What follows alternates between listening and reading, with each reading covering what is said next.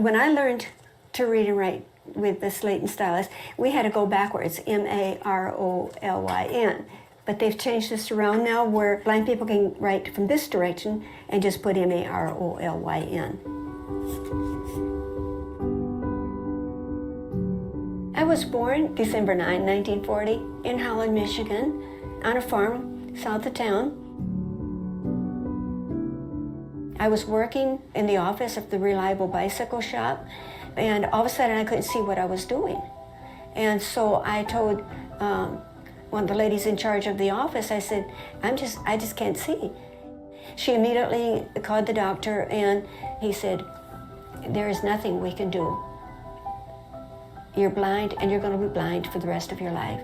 You need to go home and learn how to live with it. That sounded so callous, so cold.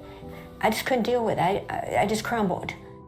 So you were a 16-year-old with macular degeneration? Yeah, I was just out of high school. Before me was college, a career, marriage, and I thought, who's going to marry a blind girl? I had been praying for my life partner since I was of the age of 12. We clicked. Just immediately, our spirits were joined together, AC and mine. I went on and I educated myself, and I went on with the ministry at the church. I taught a college and career Sunday school class, directed the choir, I played the piano, and the whole time just praying, Lord, please, please give me that mindset. There's so much that needs to be done. So you spent 13 years blind. Tell me about the night when everything changed. AC slipped to his knees and he began to pray. And then he said, Lord, something has got to give. You give Marolyn back her eyesight. Just something. Father, I know you could do it.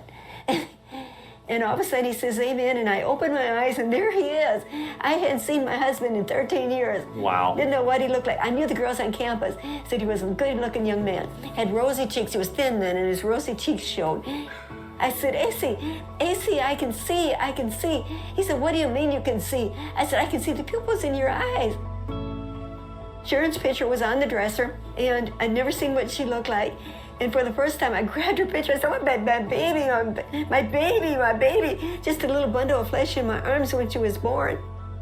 He pointed to the Monroe Morning World, in large print across the top of the page. Can you read that? I said, oh, AC, I can do better than that. I can read the small print. So I started reading the small print. We were so overjoyed. That is the craziest thing I've ever heard in my life. We got all the medical records. We have carefully looked through that case. We've written up a report, and we are planning to submit it to a peer-reviewed journal any day now. So when you go back and look at your entire life and this thing you went through, do you see any purpose in losing your sight? When I was a kid, let me tell you this. I was 12 years old, and I liked to go pray out under the clothesline. I could look out across the acres of land, the blue sky, the trees. It was just my prayer spot. All of a sudden, the Lord showed me this vision of my future, that I would be a pastor's wife, and that I would be speaking before the crowds. And my heart started going pitter-patter. I thought, there's just no way. There's no way. God, I'm this shy little country kid. And little did I know, my whole future would be public speaking. The result of the miracle was the town experienced some type of revival through that event. Every now and then something has got to happen that's a really strange coincidence. That many people mistake things that happen entirely by chance as some sort of miracle. So if a medical professional says, this thing that happened is outside of our knowledge, that may be true. We don't know everything. Doctors aren't omniscient, they're not deities, so that may be true, but that doesn't mean it's a miracle. It just means we don't know. It's one thing to talk about spontaneous remission. It's another thing to pair it next to a prayer event, because they're happening right next to each other. Like, people aren't reporting, my eyesight came back and I was just brushing my teeth. It's, my husband was praying and then I opened my eyes. You have to imagine two very improbable events occurring together.